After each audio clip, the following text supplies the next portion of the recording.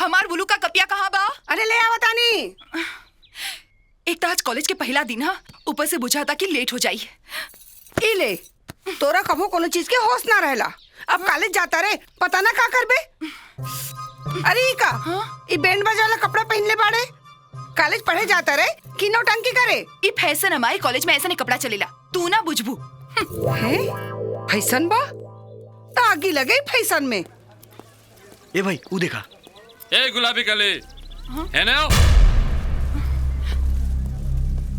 ए जाने मन, तोहर नाम का बा? आरती। आरती? तो हमनी का आरती उतारे का मौका कब देबू? हमरा क्लास में जाए की देरी होता भैया। भैया? हम तोहार भैया ना, सैया बाने सैया। अरे गांव जवार के लइकन की है प्रॉब्लम होला, जेकरा के देखे ली ओकरे के भैया बोल देली। ए राहुल, काहे छड़ता रे? जय दिन करा के कहे तोहार बहन बा क्या?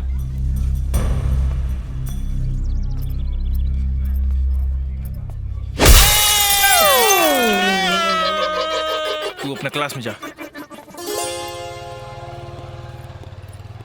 का है अमरनाथ, कॉलेज में आजकल तो बड़ा जलवा बा। दुद्दू को लेके घुमावत रे। अरे लड़की तो तोहरा पीछे भी पड़ल बाड़ी सन, तू ही भाव ना देवेला। कहाँ यार, हम जना के भाव देनी हमरे के भाव नहीं देत। ए तोरा ढेर चर्बी चढ़ गई बका।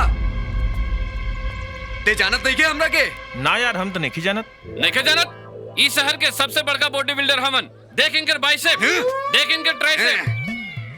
हाँ यार, लेकिन एक कपड़ा में तो बॉडी लोगते नहीं है कुछ। दिखाई का? हाँ हाँ दिखाओ दिखाओ दिखाओ। देख हमार बॉडी। हाँ यार, का बॉडी बनेले बाड़े। बाप रे, का बॉडी। अच्छा ये बताओ कि ऊपरे बनेले बाड़े कि लेगो बनेले बाड़े? अरे मतलब थाईस होइस? हाँ थाई भी। लेकिन यार जीन्स में तो लोगते नहीं है, दिखाओ ना। देख ले हमार थाई। हाँ यार, कमाल थाईस बनेले बाड़े। बहुत बढ़िया बा, माने के पड़ी तोरा के।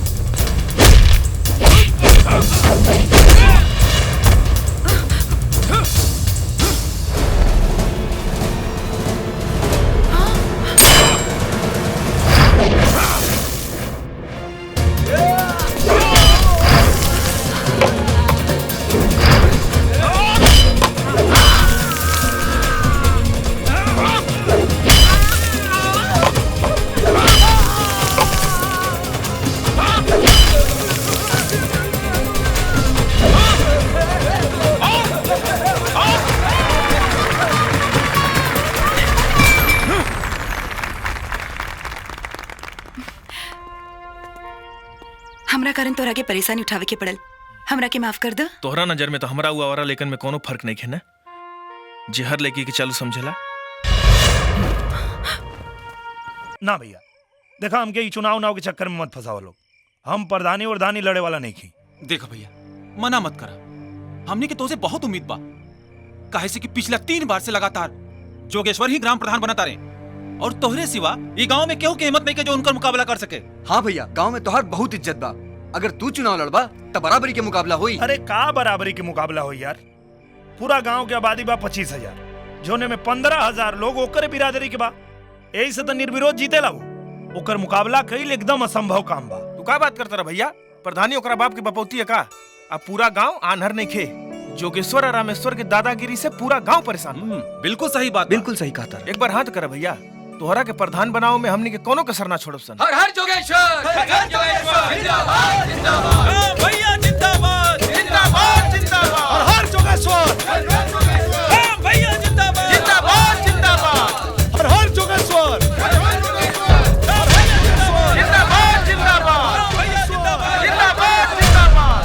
हर हर जोगेश्वर, राम भैया जिंदाबाद। जिंदाबाद जिंदाबाद। मुंगेरी लाल के हसीन सपने 10 आदमी लेके चुनाव जीते का सपना देखता रहे।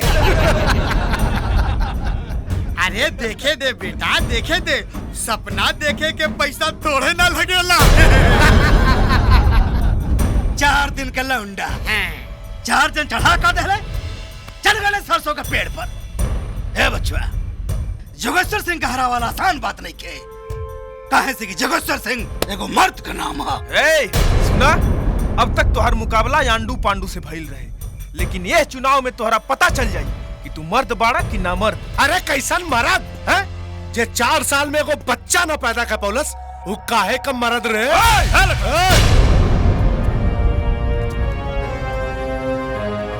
चुनाव हो जाएगा तब तो के बताएगा के मर्द है और के ना मर्द।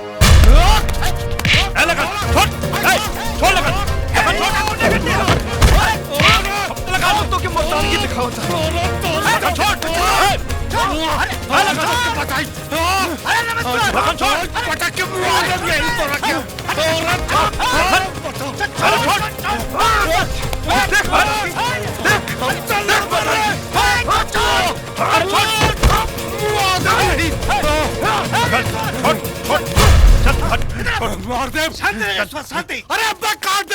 अरे सुन, अरे सुन, मुआवजे में करा के छोड़ दे कनी के। एक बार चुनाव खत्म हो खदे, फिर कनी के देखल जाई। अरे का देखबा तू हो? हमनी के का देखबा? चुनाव होखे ना अपने आप के देखे लायक ना रहबा। तते चुनाव जितबे रे, ते चुनाव जितबे। सुन, अगर ते चुनाव जीत जाइबे ना तो हम तो थूक चाटा। अगर तू जीत गईला तो हम तोहर थूक चाटा। भाई लोग, ये गांव में खुलेआम हमारा समाज की दुर्गति हो रहा बा। एक साफ साफ उदाहरण तुम लोगों के सामने बा। अरे बीच गांव में हमारा लड़का के जान लेने की कोशिश करे लोग। अरे अभी तो प्रधान नहीं खे बनल तो दोनों भाई के गुंडागर्दी शुरू हो गई। और जरा सोचा लो कि अगर गलती से वो प्रधान बन गई तो हमनी के समाज का और बिरादरी का दुर्गति हुई। अरे ऐसा तब ना हुई काका जब राम गांव के प्रधान बनी है। हमने उनके कोनो भी हाल में गांव के प्रधान न बने दे। का भाई लोग? भाई लोग, एक बात याद रखिए, अपने बिरादरी के एक को वोट हिलने से वरना ना जाए के चाहिए। अरे तू चिंता जन करा भैया, ई गांव में तोहरा बिरादरी के 15,000 वोट बा और सबके सब वोट सिर्फ तोरा के पड़ी। का हो भैया लोग? हाँ सही बात। जोगेश्वर भैया जिंदाबाद।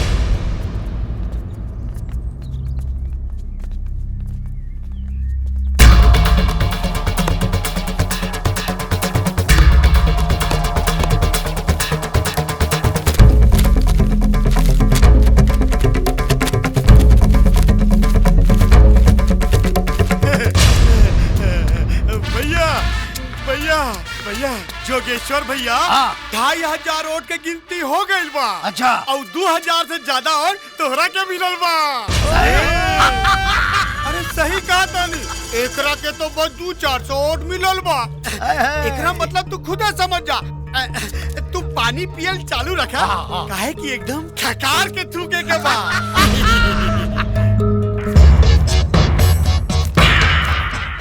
कहाँ मर गए? दिखाई कि न पड़ा है? कहाँ मिल रहे? भैया हाँ। ई कुल बिरादरी वाला धोखा दे दे सन, ऐसन बुझाता। फालतू बात छोड़ी, बताओ कि हमने के वोट कितना मिलल बा? अरे भैया, 6000 वोट के गिनती हो गई बा, लेकिन चिंता करे की जरूरत नहीं खे। अरे हमनी 300 वोट से आगे बानी। अरे गधा, ये कुछ छोड़, पहले ही बता पनिया पिएगी ना? अरे संभाल के पिया काका, काहे कि ज्यादा पानी पियला से मुतवासो ज्यादा लागेला।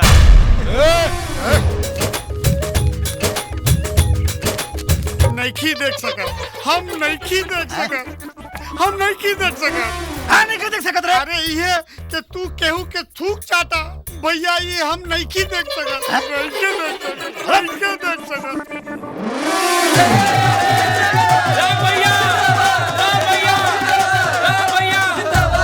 भैया जल्दी आवा, थूका काका चटी हैं, कहो काका चटवा ना।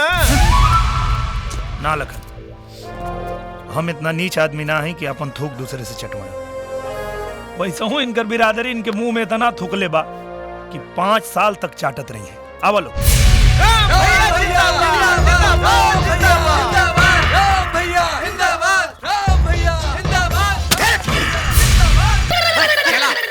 अरे तू लोग हमरा संगे जबरदस्ती काहे करत आ रहा? हम कौन लड़की उड़की देखना जाए? अगर हम बिया करब तो सिर्फ चंपाकली से, ना तो ना करब। अरे भगचोरा, ते एक बार लड़की के देख लेबे ना तो तोर दिमाग चकचका जाई। अरे चंपा कली के भुला जाइबे। और एक बात हमार कान खोल के सुन ले रे, अरे ये रिश्ता हम अपना हाथ से ना जाए दे। अरे पैसा वाला पार्टी बो, अरे जल्दी चल। अरे ऐसे मुंह लटका के मत बैठ रे। एक बार लड़की के देख लेबे ना तोर मन गदगदा जाई। रहुआ देरी मत करी, अपन लड़की के बोलाई। हाँ, रानी के माँ, बेटी के बुलावा। रानी बिटिया आवा है ने?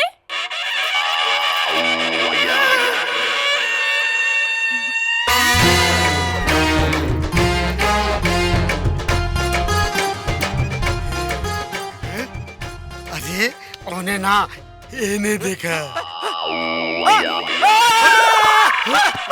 अरे इनके कहो गई? अरे कुछ ना, ई एकर बचपन के बीमारी बा। जब ये ढेर खुश होला ना तो ऐसे झटका मारेला। अरे तो इनका इलाज करने करा बता नहीं। एकर एक गो इलाज बा का? वो एनाकोंडा कहाँ गई? रुका।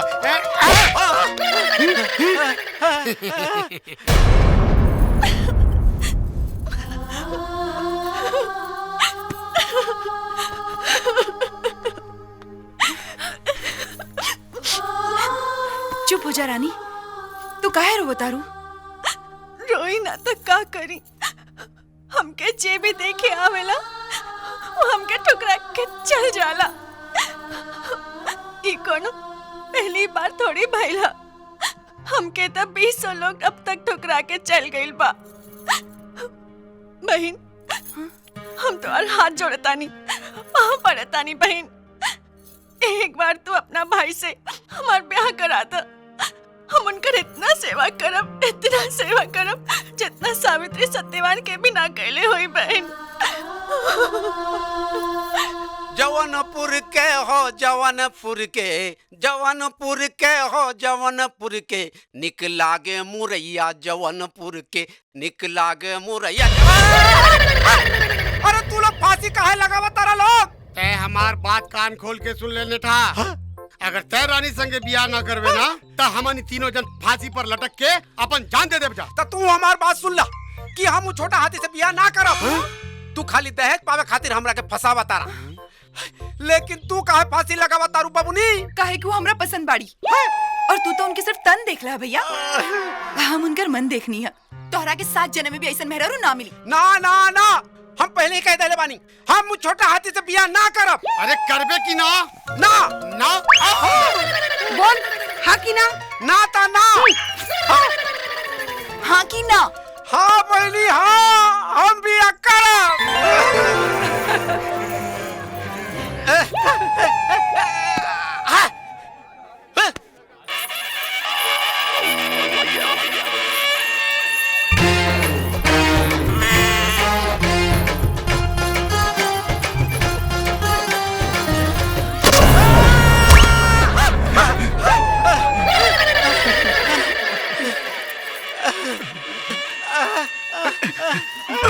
बैठो बेटा।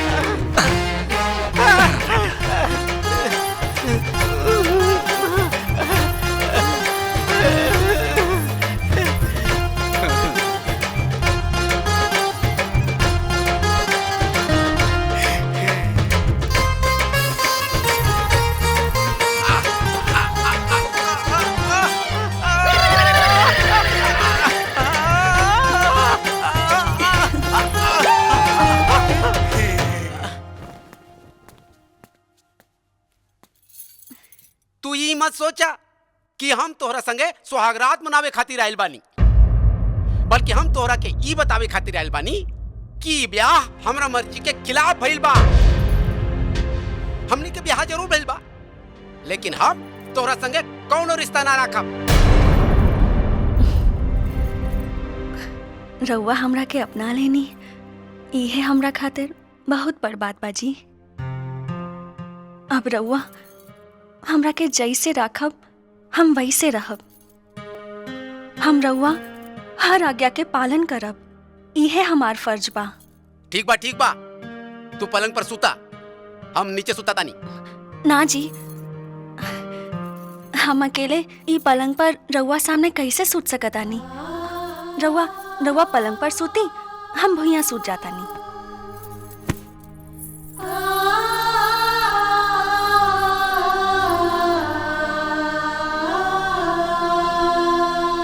इला हमार 10 रुपया, ये हमार 50 रुपया, इला हमार 100 रुपया। ओपन करा।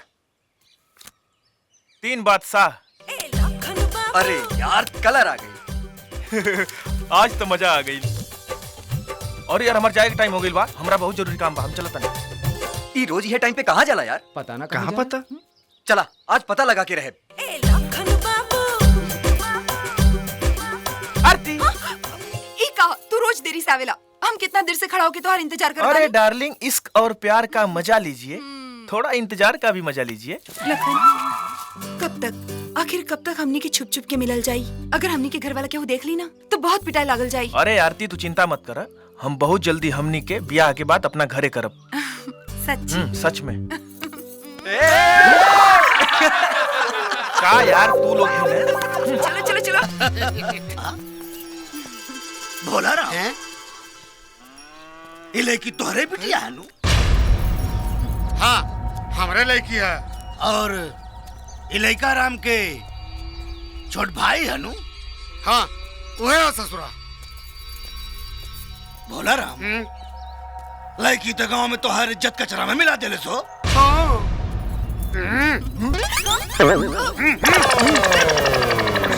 भोला राम, कहाँ जाता रहा? घरे जाता रही। भोला राम, अब तो तुम्हारी यह मन करत होई कि अपने बिटिया का हाथ गोड़ तोड़ दी। सही कहा तानी भैया, अब हम घरे जाए और ओकर हाथ गोड़ तोड़ दे, पक्का कहा तानी। और ओकर कॉलेज भी छोड़वा दी। हाँ यूं सही कहा तानी, अब ओकर कॉलेज गई बंद करा दे। और कोनो अच्छा लड़का देख ओकर ब्याह करवा दी। इहो ठीक बा, ये काम तो हम बहुत जल्दी कराई।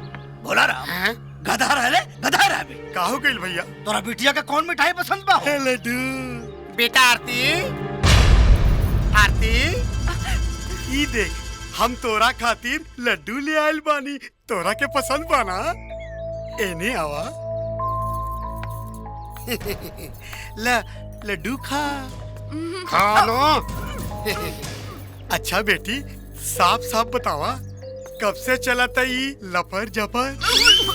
केकर लपर झपर चलाता जी? अरे राम के भाई लखन संगे तो हार बेटी के लपर झपर चला था। रवा सही कहा था जी। कारे बनच्चन, सारा गांव में हमनी के नाक कटा दहिले ना। अरे रहेदा, बड़ा आईली नाक कटावे वाली। तहू लड्डू खा। रखा अपन लड्डू के, तोहरा के खुशी सुझाता, हमार बदन कोयला नियर जरता। अरे तू वैसे ही कोयला नियर जरत रहा, और वही कोयला में हम अपन चक्कर के ऐसन खिचड़ी पकाई कि वो रमुआ खाई ना त चक्कर खा के धम से गिर जाई।